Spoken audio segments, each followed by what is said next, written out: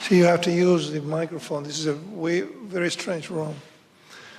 Araceli is not well, and Tinajero, Professor Tinajero, who organizes the event, therefore she may be coming in a little bit late, but I will do my very best to emulate her presentation and then introduce the speakers and the themes and get started. Araceli says, ¿ustedes hablan español o portugués, inglés? ¿Qué se habla aquí? ¿Español? ¿Español y portugués también? Bueno, podemos hablar en español entonces, ¿no? ¿Portugués, español, portugués? Português. Misturamos então, vamos a switch, así, vamos lá. Dice Araceli que cuando en México, cuando se piensa en Brasil, se piensa en la Copa del Mundo en 1970. ¿Ustedes saben qué sucedió en la Copa del Mundo en 1970 en Ciudad de México o no? ¿Qué sucedió?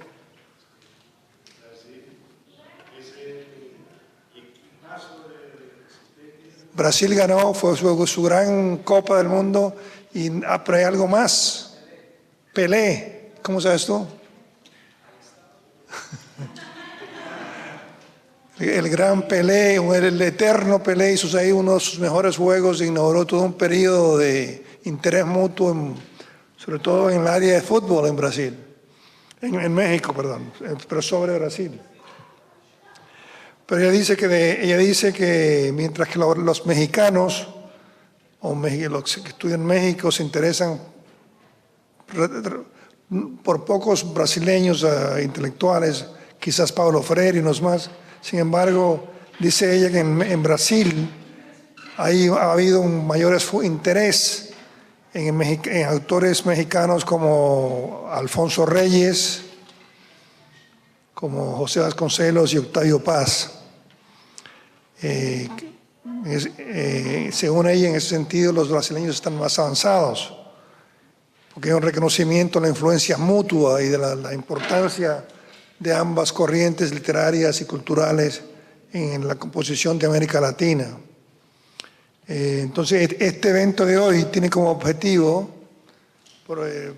comenzar a colocar en el tapete las relaciones entre países latinoamericanos, en este caso México y Brasil, y explorar uno de los grandes autores tenemos la suerte de tener autores recientes acá con nosotros que han trabajado estos temas, y ir repensando la contribución de estos gigantes de la historia, que tienen una vigencia para muchos de nosotros pensamos que es esencial.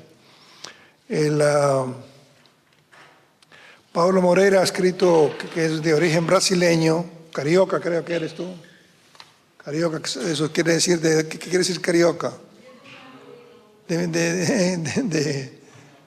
Que es de Río de Janeiro, pero que también se formó aquí en Estados Unidos y volvió hasta Brasil y ahora está en Yale, la Universidad de Yale. Él va a hablar sobre sus libros, que son dos recientes. El principal es, ¿cuál es, Pablo? Voy a hablar principalmente sobre este libro, lo podemos circular un poco, ¿no? Que se llama Literary and Cultural Relations Between Brazil and Mexico. ¿Quieren verlo? ¿Alguien? A ver, ayúdame tú. Ojearlo. Literary and Cultural is an important book. And again, we want to use this to initiate a dialogue on these issues. There's another book of readings, right? No, Macoletania, ¿no? Y son los cuentos de Faulkner. Los cuentos de Guimarães Rosa, ese gran autor minero, Rulfo, mexicano, y un norteamericano, Faulkner. Hasta aquí también lo pueden ojear. También tenemos, después de la presentación de Paulo Moreira, tenemos, perdone usted el titubeo, pero que no estaba preparado para hacer esto. Recién me avisaron que tenía que presentarlo.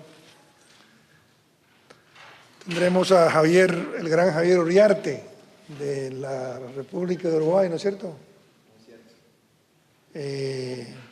que está también en Stony Brook. Estás como profesor asistente y trabaja varios temas que tienen que ver con los autores brasileños. Autores brasileños, pero... eso de Euclides da Cunha, ¿no? El gran Euclides da Cunha. Estás hablando del periodo inicial de él. Fines del 19, ¿no? Fines del 19, la Gran Guerra, los canudos, todo eso. Un periodo fabulosamente interesante. Euclides da Cunha era periodista primero, y antes de eso era otra cosa también. ¿Qué es lo que era hacer? Ingeniero. Periodista, y escribió esa gran obra clásica de Brasil que es Os Sertões, ¿no? Y vamos a hablar sobre qué se trata el tema todo de la pobreza en el nordeste, los movimientos milenarios, y una obra fundamental porque tiene que ver con la rebelión por parte de grupos que se sienten desposeídos, una rebelión mesiánica. Bueno, no quiero usar tu presentación, con el Estado central, un gobierno, el Estado brasileño, que en aquel momento era débil, pero que comienza a surgir, a consolidarse. Entonces se produce un enfrentamiento terrible, donde hay muchas muertes y donde se ven involucrados muchos brasileños. Bueno, vamos a comenzar con Paulo entonces. Hay un programa, así que ustedes tienen toda la información sobre él. No voy a hablar más. Bienvenidos, hay café. Una última anuncio, que el café se lo llevan. They take coffee away. I'm sorry, this is a union town at 5 o'clock. So at 5 o'clock, no more coffee. So by all means, feel free to go and do justice to whatever it is we have to offer today. I think there's tea there as well. So Paulo, I think you're going to speak in English, right? Yes. Okay. So, shall we welcome him? Paulo.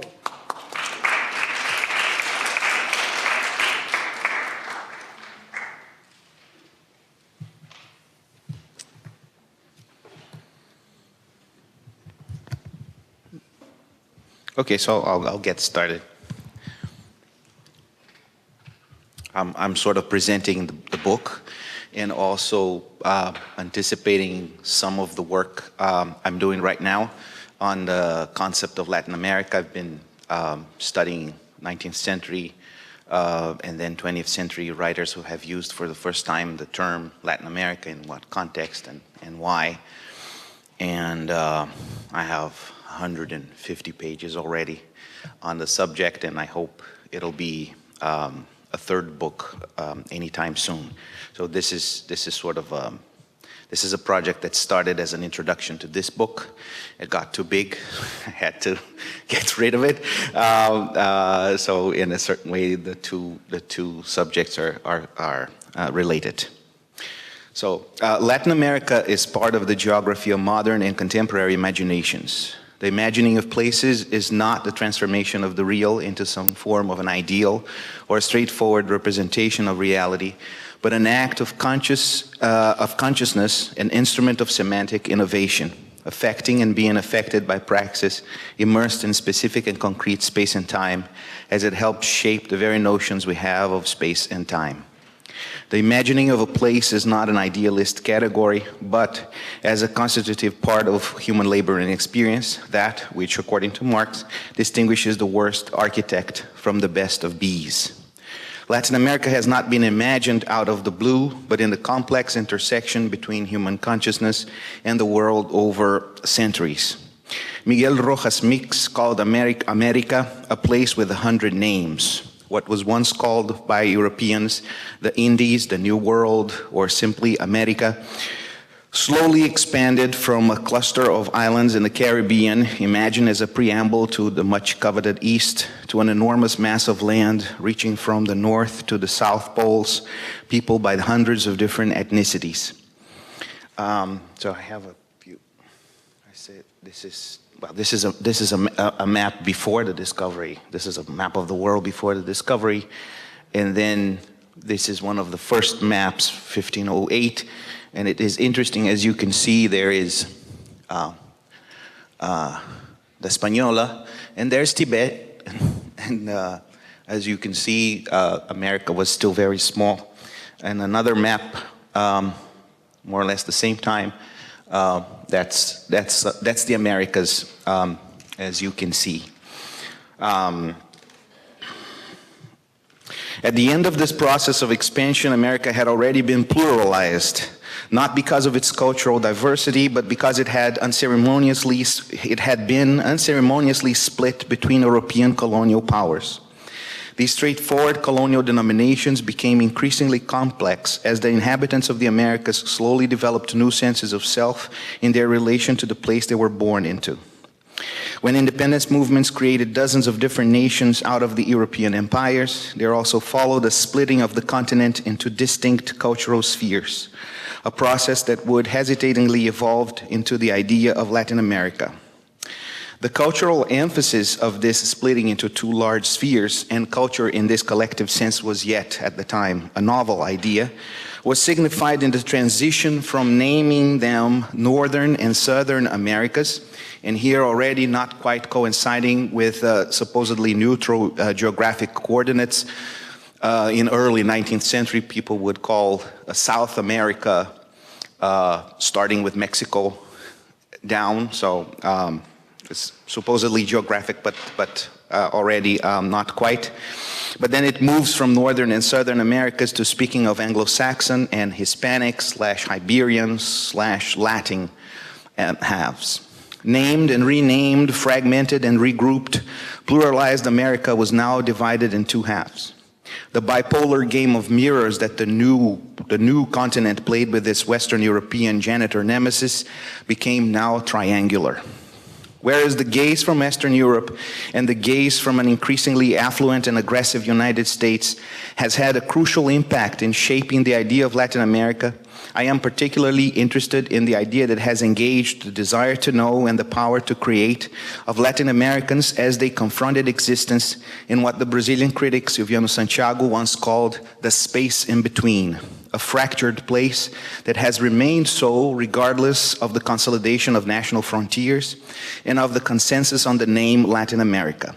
A consensus that is not unanimous as dissenting voices search for endogenous and unequivocal terms and in an act of faith in the effectiveness of lexical semantics as political activism. So there, I played those, so a few more maps, and then Rojas mix, and then the two examples of people who are not very happy with the term America Latina.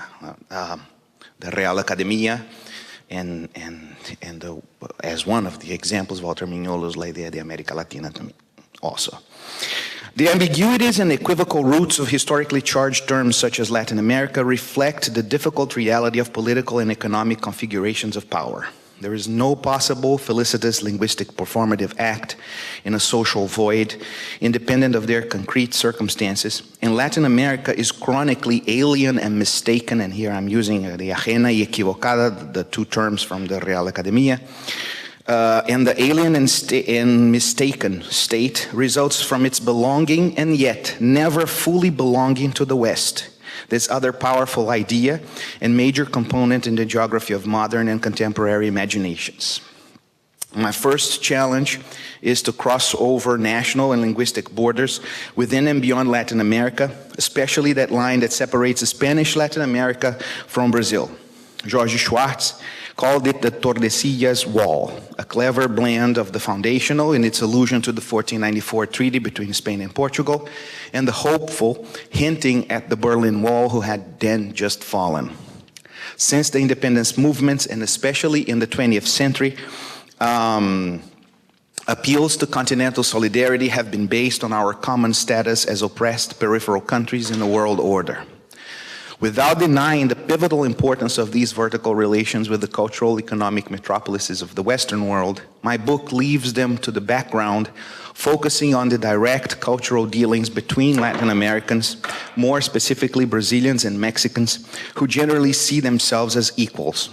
Unveiling the context of these interactions and looking at the cultural production that ensued, what seemed to be fragmentary occasional exchanges and ephemeral efforts of a few exceptional solitary figures constituted a network that is far from unsubstantial, although it has been kept outside the distribution of the sensible, thus impossible to apprehend in other than fragmentary fashion. Mexico and Brazil are two insular cultural giants in Latin America that have had the chance to build fully developed national literary systems based on a sense of cultural identity. All cultural identities rely on some form of exceptionalism, some claim to unique qualities that set them apart from all others. I walked a thin line between emphasizing commonalities and highlighting differences, trusting that both can be equally and mutually instructive. My starting point was the gathering of anecdotal statements and passing comments that indicated a mutual interest. But the book is a conscious effort to move beyond the anecdotal and reflect on the implications of different modalities of cross-cultural interactions and different perspectives and practices of cultural border crossing in the texts. These contexts are not unsubstantial, but have been kept inconspicuous because of a gap in the formation of fully bilingual scholars interested in comparative work within the Americas beyond linguistic and national borders. Latin American studies in the U.S. academia have provided an interesting space for such scholars to appear. While the organization of the humanities in departments divided in national linguistic fields can be an obstacle, Spanish and Portuguese have been, for good and bad, together in literature departments in the United States. Being a Brazilian scholar working in Spanish and Portuguese departments in the U.S. has shaped my cultural, intellectual, and artistic interests. I have tried my best to take advantage of the opportunities and elude the limitations of the circumstance, and this book is the result of my efforts to do that. In this corpus, there's a strong comparative element based on a fundamental curiosity about an ambiguous, somehow familiar other. It is also curiosity about oneself, an attitude of openness spurred by empathy as much as by self-absorption, by recognition and identification as much as by estrangement and otherness. These interactions are the basis for reconceiving Latin America, discussing how the idea of Latin America has evolved over the years and the multifaceted ambiguities of the concept. Marred by post-colonial inferiority complexes, political hypocrisies, and opportunistic commercial purposes, and permeated by an obsession with Western Europe and the United States and an idealized construct, the idea of Latin America that emerged in this book remains interesting because of its potential as a form of subtle antagonism.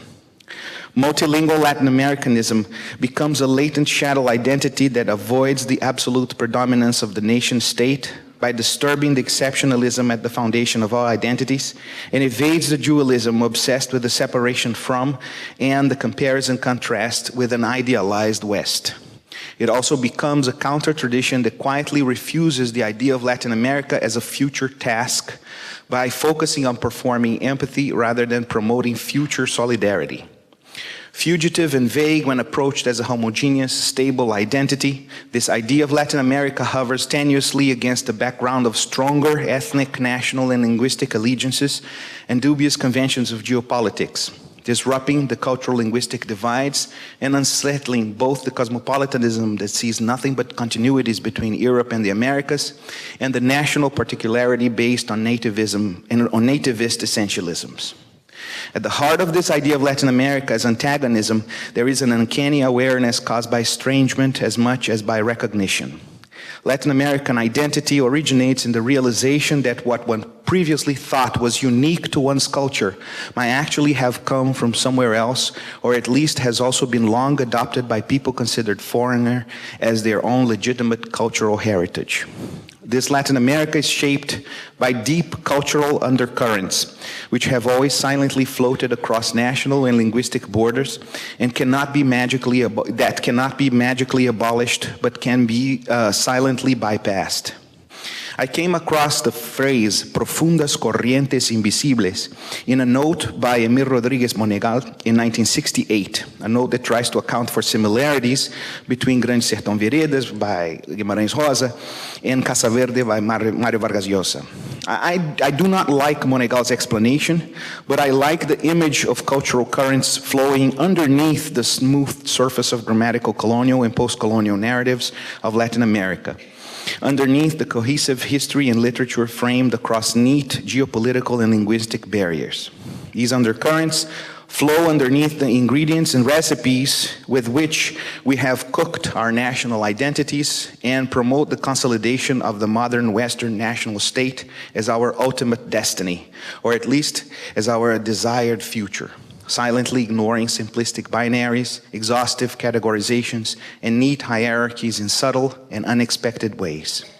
These undercurrents are made up of fragments more often than not of uncertain provenance. Narrative bits, anecdotes, motifs, isolated words, turns of phrase, gestures, accents, foods, spices, songs, voice inflections, musical riffs, etc. Fragments that do not flow necessarily against, but certainly underneath the cultural mainstream, the prevailing academic paradigms, the flashy forefront of mass culture, and the now decadent cultural supplements of Latin American newspapers. Carrying no utilitarian motive and thus essentially ambivalent, these fragments are not necessarily subversive or conservative and neither support nor undermine any ideology until they are incorporated one way or another by those who, wittingly or not, make use of them to articulate their own discourse. Fragments from Brazilian culture have percolated inadvertently into the subjectivities of any Mexican who knows nothing about Brazil except the names of a few soccer players, but absorbed them through Vasconcelos, Reyes, Torri, Salvador Novo, Pellicer, Quintanilla, Garcia Terrés, Juan Rulfo, Gabriel Said, José Emilio Pacheco, and Daniel Sada. Through films with the Rumbera Ninon Sevilla, and or films directed by Paulo Duc, through art by Gabriele Orozco and Damián Ortega. Likewise, fragments from Mexican culture percolated inadvertently into the subjectivities of any Brazilian who knows nothing about Mexico except the name of Zapata and Pancho Villa, but absorbed them through Machado de Assis, Fagundes Varela, Afonso Celso, Manuel Bonfim, Ronald Carvalho, Manuel Bandeira, Cecília Meirelles, Érico Veríssimo, Guimarães Rosa, Rubem Fonseca, Silviano Santiago, through films by Nelson Pereira dos Santos and Beto Branche, through the music of João Gilberto and Carlos Lira. And by the way, João Gilberto recorded 3 exceptional records in Mexico with Mexican musicians between 69 and 72. In terms of Portuguese and Spanish, these deep undercurrents are particularly repressed and therefore even more surreptitious. Decades before the crisis at the end of the 20th century brought Latin American nationalisms to an untenable position, Mário de Andrade intuited the potential upsetting effect of a greater proximity between Portuguese and Spanish Americas when he commented on what he saw as the dangers of the peculiarly close relationship between the two languages. And here I quote Mário de Andrade. "It is funny, there are cultures whose influence is dangerous, whereas others are not. For example, I think Spanish culture is very dangerous to us because it garbles the most subtly intimate traces of the national language. Every cultural influence fills a language with loan words, but there is no doubt about it. But it is curious how loan words from French, English, or German do not disturb the psychological sensibility of our syntax. Maybe that is because they come from languages that are too distant from our national one. But the much more subtle and less visible influence from Italian, and especially Spanish, has the frightening gift to garble the intimate essences of our language." End of quotation. Mário was a subtle and critical reader, even even what I consider to be his misunderstandings can be illuminating and productive. The reasons for his uneasiness about Spanish, about the language Spanish, lay in its potential to interfere with what he calls the most intimate characters of the language, the psychological sensibility of the syntax, the intimate essence of Portuguese. This treacherous proximity, which indeed can touch the intimate essence of my native language, is for me a source of attraction rather than fearful repulsion. Comparing and contrasting these deceptively close languages reveals a dense forest of inhabited by cognates, quasi-cognates, and false cognates that invite and confound the native speaker of either of the two languages. At least for a speaker of Portuguese like me, navigating between the two languages constantly brings the uncanny realization that words and turns of phrase that sound at first so familiar are actually completely foreign. A bilingual field is pregnant with possibilities that include productive misunderstandings, new, interesting resemantizations given to decontextualized or miscontextualized bits, which might appear even nonsensical when compared to their use in their original context. Each borrowed word, melody, narrative bit, mannerism, etc., is pregnant with unprecedented meaning to the culture that has appropriated them. It is thus not a matter of getting or not getting it right when confronting the other, which is by definition is something we are ignorant about. What happens when instead of fear and suspicion, the Portuguese and Spanish sides of Latin America inspire curiosity and openness to each other? The best moments of this trajectory of encounters between Mexicans and Brazilians are the results of such attitude in spite of misunderstandings. Therefore, misunderstanding non-productively the other is not just a matter of ignorance, but of fully accepting the asymmetries that define the dialogue between cultures in global capitalism. The conjunction of ignorance and what could be an inferiority or a superiority complex results in a lack of openness and a tendency to gloss over anything that can truly upset one's own self-congratulatory view, which bases itself on giving the title of barbarism to everything that is not in use in his or her country. The relationship between Latin Americans in a space understood as a multicultural and eminently multilingual field is a privileged site for the study of what happens when one opens up to what is at first foreign and of cultural ambivalence as a form of subtle antagonism, a vital presence underneath the smooth, linguistically homogeneous, grammatical order of culture. The amount of energy generated in these encounters depends on the openness and the creative spirit of those involved to make the most out of these feelings of identification and otherness, which by no means indicates that Latin American culture has been freed from its ghosts. The Latin American obsession with Western Europe and the United States, these fatherly, otherly figures looming in the background, giving this dialogue a triangular perspective. The realization of the actuality of these undercurrents came to me as an epiphany about the existence of a significant cultural blind spot in my own frame of reference. They became perceptible to me when I realized that I had been hearing the Portuguese version of a Mexican standard, Cielito Lindo, chanted by a crowd of local soccer fans celebrating the approaching end of a match in the stadium. And this still happens until today in Belo Horizonte, where I grew up, where at the end of the match, the supporters of one of the two teams in the city start singing, ai, ai, ai, ai, ai, ai, ai, tá chegando a hora, and they have no idea that this is not a completely Brazilian song that they're singing. To hear that same song, and also that I had impressed relatives from out of state with copious servings of dulce de leche or cajeta, or pasta de guayaba with Minas cheese, which are also very national, traditional, and regional staples of Minas Gerais. To hear that same song performed in Spanish as a national Mexican treasure by mariachis in Plaza Garibaldi, or to taste sort of the same sweet as a traditional delicacy in Buenos Aires or Montevideo, aroused in me the uncanny feeling I mentioned before. The sudden realization that certain rituals of Brazilian everyday life that are at the core of our sense of identity had long been as familiar to people who lived far away and spoke a foreign language. This is the source of my curiosity about Latin America, this unstable uncertainty about what belongs to others and what I call mine, the strange sensation of sharing an intimate family secret with what seems to be complete strangers. In view of this uncanny pleasure, my approach to deep undercurrents may have seemed counterintuitive. Focus on national cultures rather than on Latin America as a whole, regardless of nationality. But bear in mind that if you deny national identity its power, the importance of piercing through it is also gone. In addition, in the United States, Latin American nationalisms have also served an important purpose: to affirm the diversity through particularity against a certain homogenizing view of Latin America at what Luis Cantanilla once called rumba, revolution, and romance.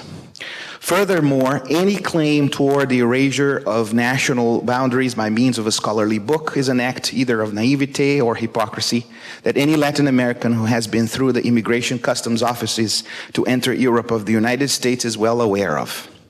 Rather than a limitation of scope, this strategy has allowed me to delve deeper than I would be able to if I had chosen the continent as a whole. I guess I'll stop here and I'll show some of the examples from the book this is an unsuccessful attempt to, it got too big, so there are too many, but this is a network of Brazilians and Mexicans who appear in the book. And those are Doce de Leite, Dulce de Leite, and Cajeta, and Mário de Andrade in his quote. But my book starts before Mexico and Brazil existed, with Sor Juana and Padre Vieira. It moves on to Machado de Assis, discussing in heated debates in Brazil whether or not the Brazilian Empire should support Maximilian government in Mexico.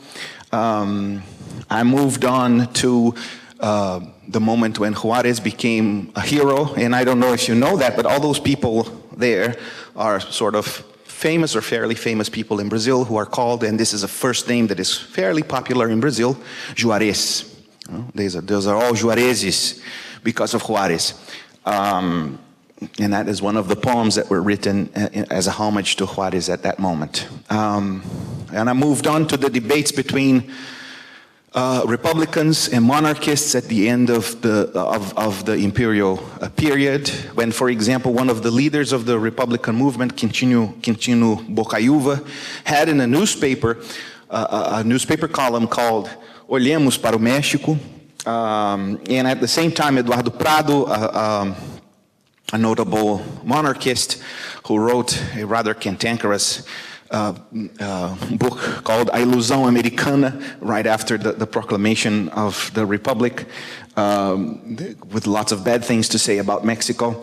And finally, the arrival of José Vasconcelos in Brazil, the fact that La Raça Cósmica contains the diary of the visit to Brazil, very entertaining, amusing diary of that visit. That's a picture of the inauguration of the statue of the Cuauhtémoc, which is still in Rio at the Flamengo, and is displayed prominently.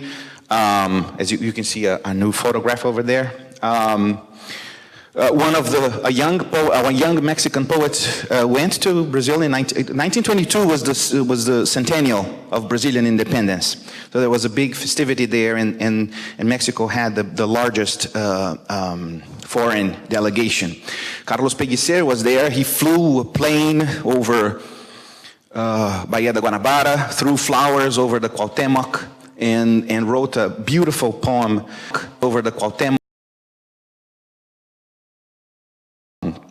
About Guanabara, beautiful. And a young, well-known at the moment, Paulo Ronaldo de Carvalho, wrote 3 books about Mexico because he traveled to Mexico subsequently, invited by José Vasconcelos.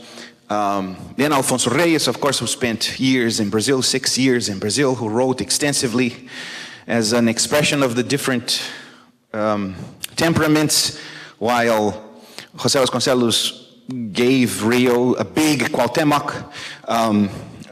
Alfonso Reyes gave the botanic gardens of Rio a small Chochipilli, which is still there for anyone to see.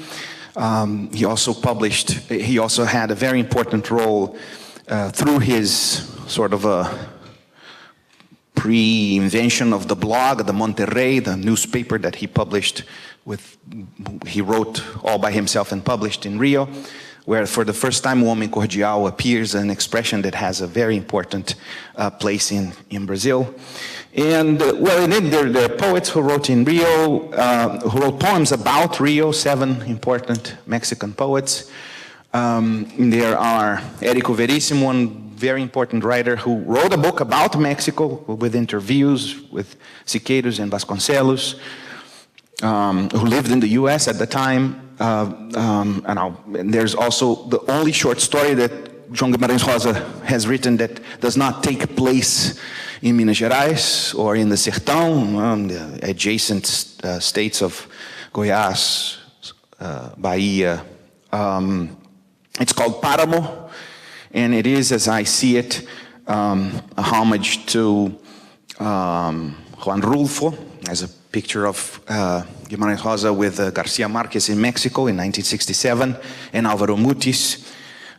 We don't have time to, but there are lots of interesting stories about that too. And Silviano Santiago, important critic and writer in Brazil, who wrote a novel called Viagem ao México, which he considers his most difficult but most important book, and also wrote a book comparing Octavio Paz to Sérgio Buarque de Holanda. It's over here.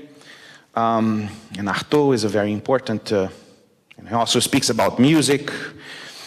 A movie that was made to commemorate the I think 100 years of cinema. Nelson Pereira dos Santos was invited to make a movie about Latin American cinema to commemorate that that date, and he decided to make a movie that is composed, about 80% of it is composed of clippings from classics of the Mexican cinema from the 50s and the 40s.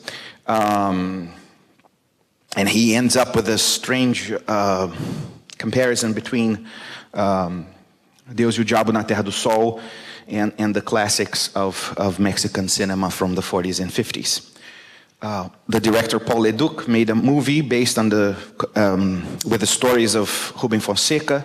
Instead of Rio de Janeiro, he spread them all over the place. There's New York, Mexico City, Rio, and also Buenos Aires.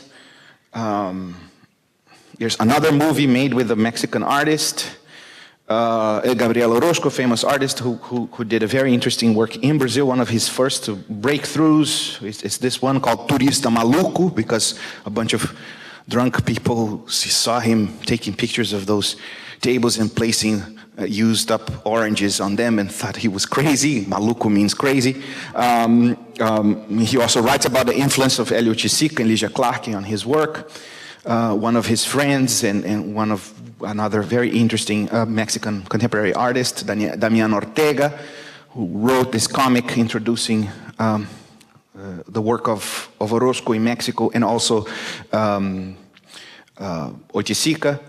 Here, Damián Ortega in the biennial, 27th biennial in São Paulo, one installation by him. And finally, contemporary poet, Brazilian contemporary poet, Angélica Freitas, who made a comic book called Guadalupe, who is also takes place in Mexico. Here we have some images. And Paula Abramo, who is a Mexican, but her father is Brazilian, and who wrote this beautiful book called Fiat Lux. And finally, this is a young, really young guy who is in Brazil right now. He's a Mexican, and he makes these interesting blends of photograph and drawings. And I end with a quote by Vinícius de Moraes making a speech at the Society of Autores y Compositores Mexicanos. Thank you very much.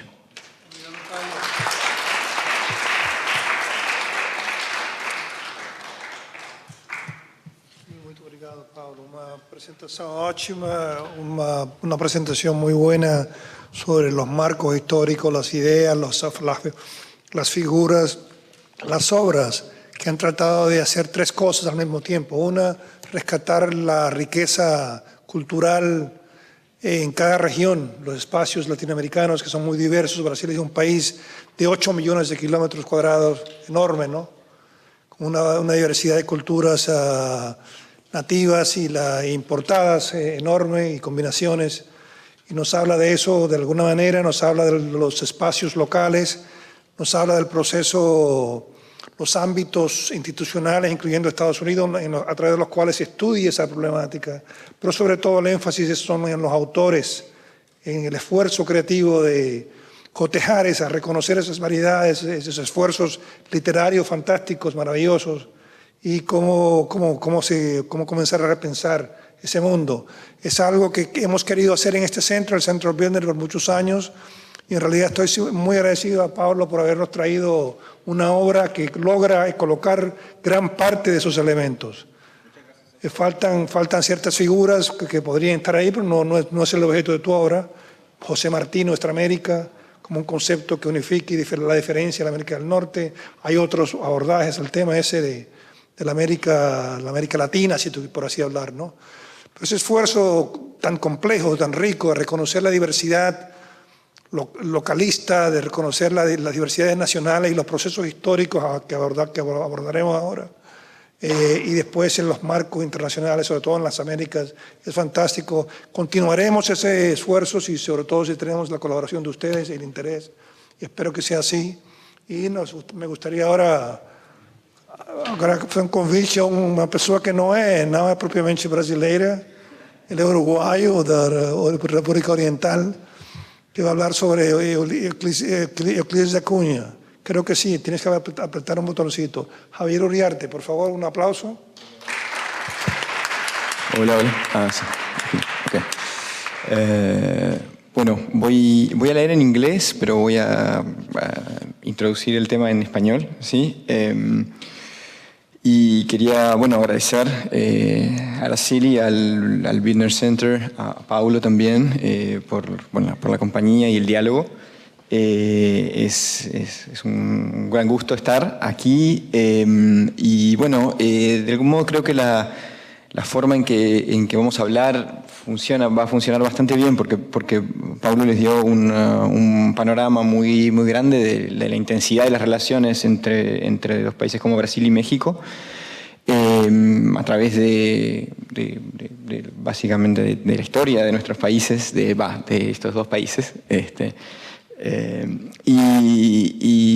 algún modo mi trabajo se va a enfocar en el estudio de dos textos de fines del siglo XIX, uno de ellos un texto mexicano, Tomochic, de Heriberto Frías, publicado en 1893, y el otro, Ocertões, de Euclides de Acuña, publicado en 1902. Y de algún modo es un trabajo de comparación un poco diferente al de Paulo, porque Paulo discute realmente conexiones explícitas en los textos, ¿no? Diálogos que se fueron produciendo a partir de viajes, a partir de intercambios concretos, y en mi caso lo que hago es estudiar cómo estos dos libros de los cuales yo no tengo información de que hayan habido lecturas entre los autores o algún tipo de influencia directa, sí representan y discuten procesos históricos, procesos políticos, económicos, que tuvieron bastante relación y que de algún modo muestran un Estado que se moderniza a partir de la guerra y de la masacre, ¿no? Tanto en Brasil como en México. Y de eso me gustaría hablar ahora. The final decades of the 19th century in Latin America meant the definitive entrance into the global markets for many of our countries. This process was part of a crucial modernizing impulse which transformed the societies and economies of the continent forever. Important changes in transportation, commerce, science, infrastructure, communication took place. Some Latin American cities grew exponentially, and in others, the adoption of European architectural styles changed their face in a dramatic way. Here I'm basically talking about the last decades of the 19th century and the first years of the 20th century, right? As part of this dramatic transformation of the Latin American space, the relations between the cities and the interior parts of many countries changed. This was due to the increasingly centralizing power of the state, which, while modernizing its bureaucratic apparatus, also became militarized and repressive to an unprecedented degree. And this is something that happened in many countries, not just in Mexico and Brazil. One of the ways in which progress and modernization were imposed in the interior parts of many countries was by defeating rebellions and destroying cultural ways of life that resisted the homogenizing logic of the modern state. Thus, progress did not come as an inevitable consequence of the changing times, as it was described in many texts at that time, right? Progress is inevitable, it will reach us no matter what we can do. There's nothing we can do about that, right? It was not imposed by the irresistible new liberal ideas. It was a consequence of concrete policies of erasure and extermination. These desertifications were largely a consequence of war. War was an instrument of the state to impose itself and its modernizing logic throughout the entire territory. In my previous work, I don't have a book just published on this matter, but I've been working on things that are connected in some ways to what I'm going to present today. In my previous work, I have discussed different conflicts that in the last decades of the 19th century were important in reshaping the landscape of countries such as Argentina, Brazil, Paraguay, and Uruguay. Now, today, I will focus my discussion on two texts that narrate episodes of war during the very last years of the century. These texts are Euclides da Cunha's Os Sertões, translated in English as Rebellion in the Backlands, and there's a new translation just titled Backlands, or The Backlands. This book was published in 1902, and Heriberto Frias Tomochic, which was published in 1893. Os Sertões is the result of its author's trip to the front of the Canudos War, which happened in 1896-97, as a correspondent for the newspaper O Estado de São Paulo, the state of São Paulo. It recounts the origins, the painful development, and the tragic outcome of this conflict, which took place in the city of Canudos, situated in the northeastern Brazilian backlands known as the Sertão. A large number of rebel rural peoples were systematically executed as soon as Canudos was defeated, and thousands more died during the conflict. Da Cunha's book fiercely accuses the Brazilian state for this massacre. On the other hand, Tomochic has the subtitle of Episodes of the Chihuahua Campaign of 1892, written by a direct witness. Frias was a subtenant of the state army, and as a consequence of this narration, he was discharged from the army and became a writer for the rest of his life. This book recounts the official expedition that was in charge of this, that was supposed to destroy the village of Tomochic, a village that was opposing the government of Porfirio Diaz.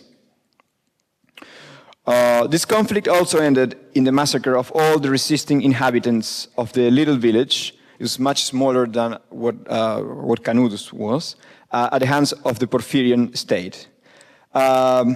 This episode, whose dimensions were not really comparable to those of Canudos, and the importance it had in the Brazilian national imagery, was still very significant as it showed the deadline impulse of the regime, as well as the fact that peasant groups and rural peoples were showing a clear discontent towards the Mexican state and were not being represented by it. Some historians have said that this rebellion was an important antecedent of the Mexican Revolution, right, that began less than 20 years after this, right, and meant the end of the Porfirian regime, right.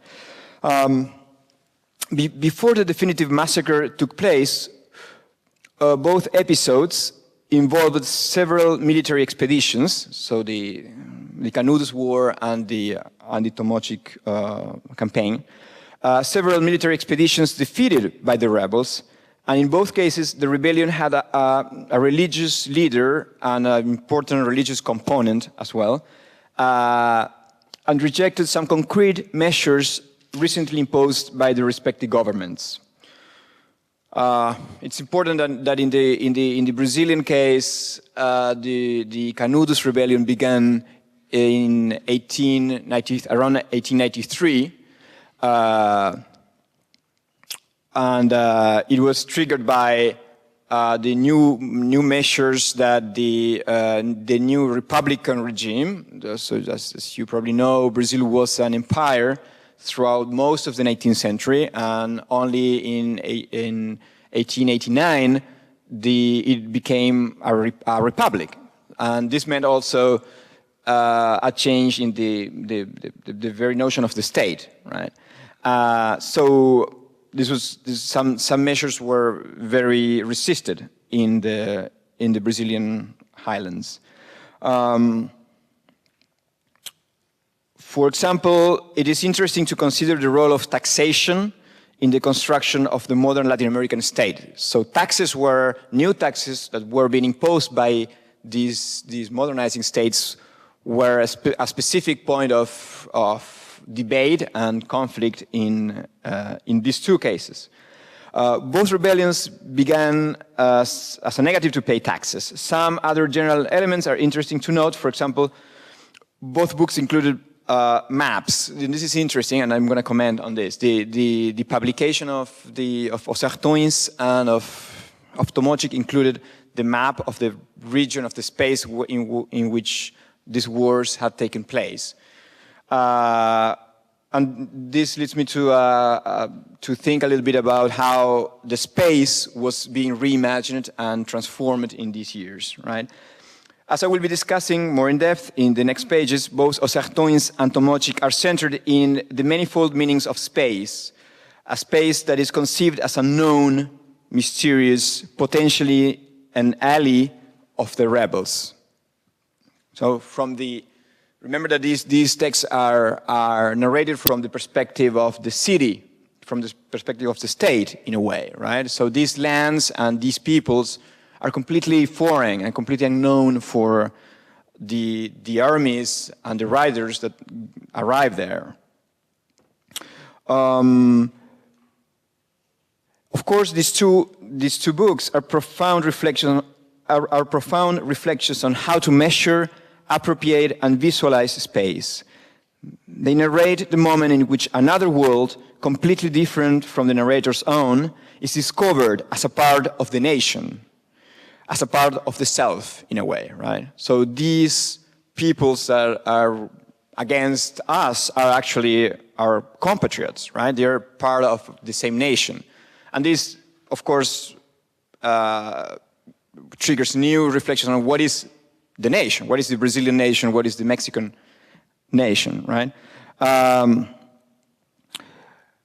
In Tomochic, we can read how Manuel Mercado, the protagonist and alter ego of Frias, asks himself. And I have some parts that I translated into English, some parts that are not translated, so it will be a little not very coherent, right? ¿Qué rebelión era aquella? ¿Qué querían en concreto aquellos serranos? This shows a profound struggle for making sense of what is seen, which constitutes an additional point of coincidence between these two narrators and these two books, right? The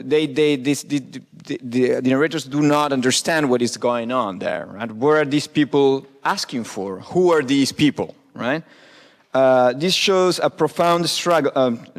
In his posthumously published Diário de uma Expedição, Diary of an Expedition, Da Cunha confesses, I got lost immediately and clumsily in the midst of the multiplicity of species and walking across the labyrinth of narrow paths, amazed at my ignorance. I never lamented so much the lack of a practical and solid education, and never acknowledged more the uselessness of the theoretical wonders with which we are deluded in the academic years. So basically, with all his knowledge, all his education that he brings from the city, right, he cannot make any sense of what is going on. That becomes completely useless to him. As a consequence of this, both texts end up representing an important transformation of the narrator's perspective. In both cases, the narrator is, at the beginning of the book, a part of the army. He represents the army's point of view and logic. This perspective changes. to the point in which the narrator of the story, or of the book, is no longer able to recognize himself or the state logic that took him to the front in the first place, and with which he identified in the beginning. In a way, we can say that these are books that are books of no return, right? There's no way in which they can come back to the,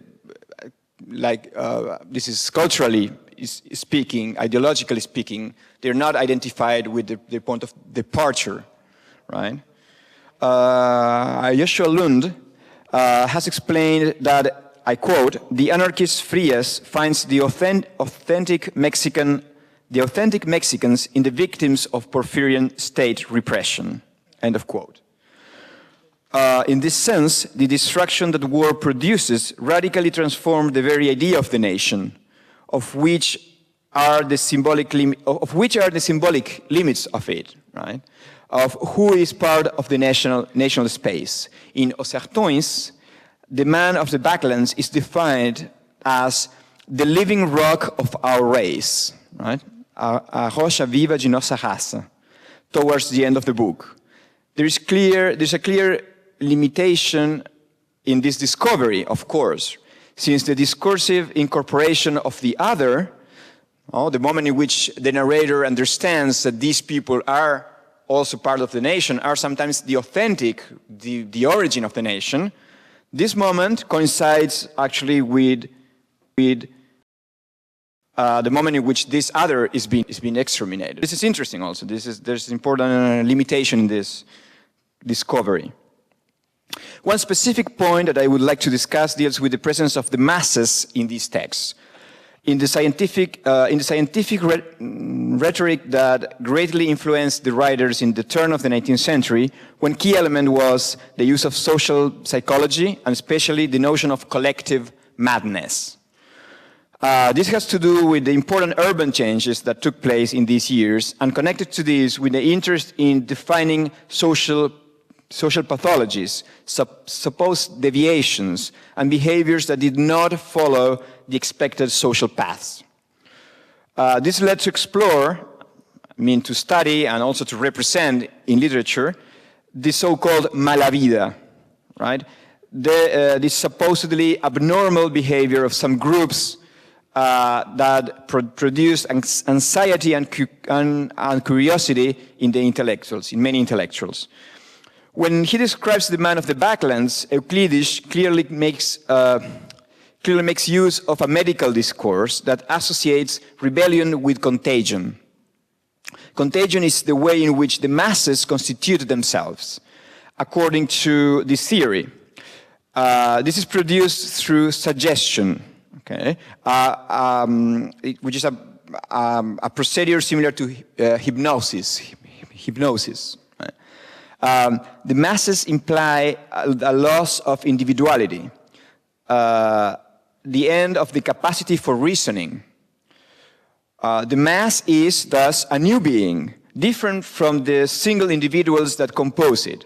A very important element of the psychology of the masses that Euclides read and reproduced lies in the analysis of social phenomena through the uses of notions that come from the language of biology and that adopt moral connotations.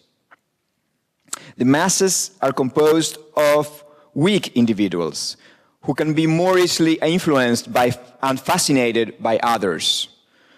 For this reason, the role that the leader adopts becomes extremely important, because the moral direction in which the mass moves depends on his influence and authority. Needless to say, the masses move generally, in the perspective of the writer, in the wrong direction, badly, right? They moved badly towards disorder and violence. The fear of a rapid expansion of this disease, as Canudos was described, dealt with the idea of contagion. This is explicit in Os Sertões. And I quote, "The moral atmosphere of Canudos favored contagion and the expansion of neurosis." This is another term that was very commonly used at that time. Disorder, still local, could be the center of a conflagration throughout the entire northern Backlands. We can see here how the hygienist discourse becomes a moral one. Contagion is closely linked to the fear of collective madness. In Os Sertões, the army is explicitly described as a multitude. So this is interesting. Not just the rebels are a multitude, are described as a mass, right? As a potentially dangerous group, but also the army is described in this way, right? And this happens in both books, actually. Both groups, the rebels and the army, are thus identified as prone to madness and disorder. And I quote from Os Sertões. The army is, first of all, a multitude, a mass of heterogeneous elements in which one has but to strike a spark of passion, there is a sudden metamorphosis, a kind of spontaneous generation by virtue of which thousands of different individuals become a single animal, a nameless monster of the wilds, going forward to a given objective with irresistible finality. And only the moral strength of a commander can prevent this deplorable transformation.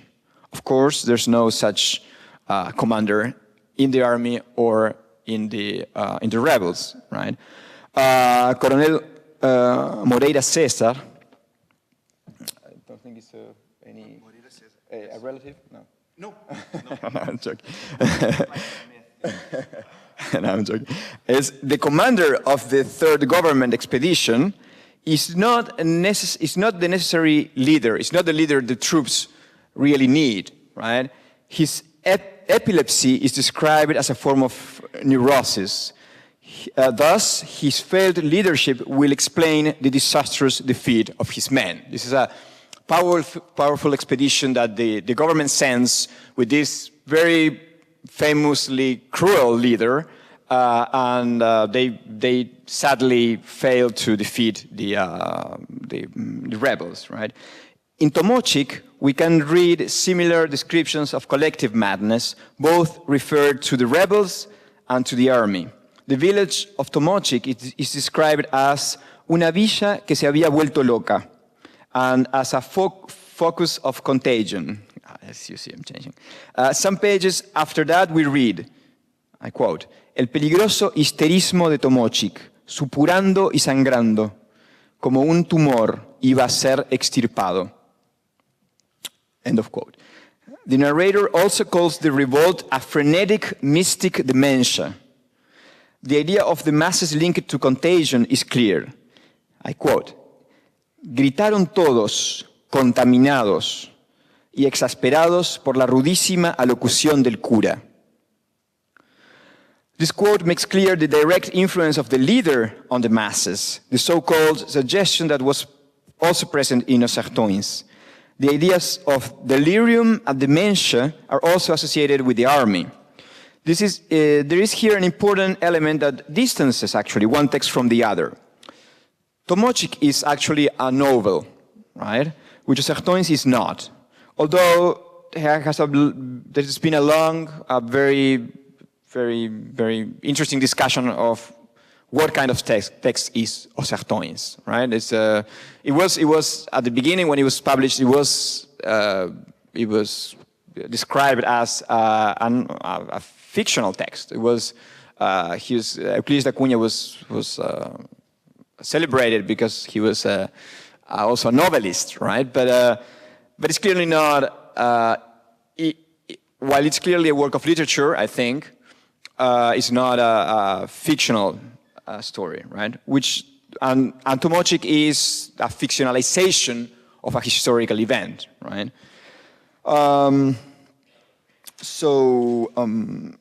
Tomochic is. It has been suggested that Tomochic is a naturalistic novel. A naturalistic novel. What I would not like to discuss this point, I mean, I'm not going to engage in what kind of novel it is. It is interesting that it incorporates a a love story, which is very clumsily narrated, I would say. I don't find this story a very interesting part of the novel. But it's interesting that also Euclides da Cunha never wrote a line about love or about women, right, in his texts. This love story introduces some elements of naturalism, such as the idea of the broken family. Julia, she is the one that is the narrator is in love with. Julia is being systematically raped by her uncle. Okay, this determines the future of the character and of the relationship. Rape is described as a disease of the body. The lack of harmony in the family is the origin of violence. And it's interesting that she says, they are no longer my family. When he asks, what is going on? Your uncle is raping you. This is not my family anymore, which in a way is legitimizing rape, right? It could be read in that way. The most important element here is that the protagonist himself, also, who's in love with Julia, he also rapes her while being drunk. And this is kind of pretty interesting and pretty weird what goes on after this moment of rape. Since his uncle is one of the leaders of the rebels and the narrator a soldier in the army, this constitutes another subtle way in which the two opposing factors coincide, right? So both books basically are, the point they're making is that the army and the rebels are equally barbaric in what they are actually doing, right? Okay, I'm just, these were some points I want to make about both novels, and I will finish just talking about more contemporary things that I think Tomochik illuminates in an interesting way. As we said before, Tomochik and Los Sertões constitute ways of denouncing the destructive logic of the state. Both texts discover the utter nonsense of war. They show how war comes from a lack of reasoning, that war is a result of a tragic misunderstanding. I would like to finish with some allusions to the present. In a way, Tomochik can be read as being a part of the strong Mexican tradition of narrating tombs. Tombs that are a result of the intervention of the state. I read now a long quote from Tomochik in Spanish.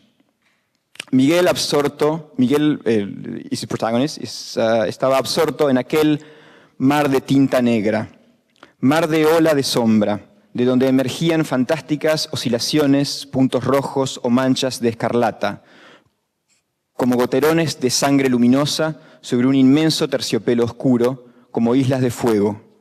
Islas, puntos, gotas, manchas de lumbre y sangre que en toda aquella negrura surgían o se eclipsaban. And then the image of that, and he's describing Tomochik as a tomb, right? What the state, what the army is actually producing, a new desert, a new void. And then the image of that antro inmenso, profundo y negro is also a very contemporary image. Tomochik becomes a gigantic tomb that is a metaphor of the entire country. There is a reference also in the text to la gran mancha negra in the bodies of the prisoners. The last men to resist are described as being in the ruins of a tomb. Some days ago, reading the news, I read that Father Solavide had affirmed that all of Mexico is a tomb. A forensic route that begins in the southern frontier with Guatemala and ends in the northern frontier. In these days, we have read that 43 Mexican students were kidnapped, killed, their bodies burned, and disappeared.